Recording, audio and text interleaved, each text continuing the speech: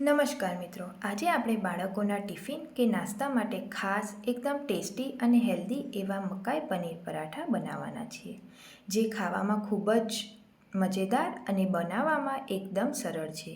આ પરાઠા બનાવવા માટે આ પ્રમાણે સ્ક્રીન પર દેખાતી સામગ્રીની જરૂર પડશે. તો ચાલો શરૂ કરીએ.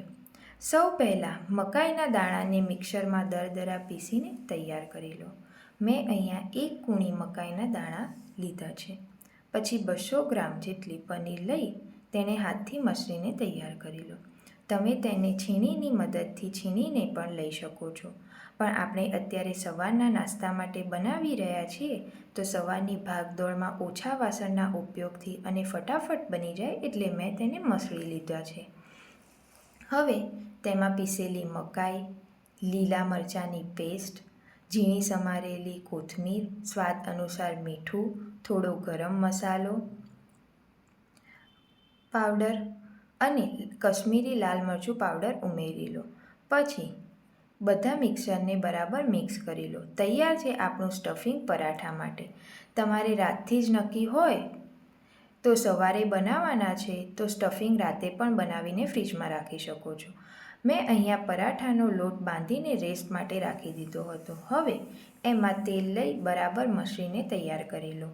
લોટમાં એક સરખો લુવો લઈ થોડો પાતળો એવો પરાઠા વણી લો. પછી એમાં 2-3 ટેબલ સ્પૂન સ્ટફિંગ ભરી લેવાનું અને પછી વિડીયોમાં બતાવ્યા પ્રમાણે ચારે બાજુથી આવી રીતે વાળી લો, જેથી આપણો પરાઠો ચોરસ શેપમાં બનશે. અને પછી તેને આ રીતે વણી લો. વણતા વણતા ધ્યાન રાખવું કે પરાઠો ફાટી ના જાય, નહીં તો સ્ટફિંગ બહાર આવી જશે. હવે એક તવી ગેસ પર ગરમ કરવા રાખી લો. તેના ઉપર પરાઠો મૂકી તેને એક બાજુથી 20-30 સેકન્ડ શેકી લો અને ફ્લિપ કરીને બીજી બાજુથી તેલ અથવા ઘી ઉમેરી ગોલ્ડન બ્રાઉન થાય ત્યાં સુધી શેકી લો. તૈયાર છે આપણા ગરમા ગરમ સોફ્ટ અને હેલ્ધી મકાઈ પનીર પરાઠા. તમે તેને દહીં, રાયતા કે સોસ સાથે બાળકોને ટિફિનમાં આપી શકો છો અને બાળકો આંગળા ચાટતા રહી જશે.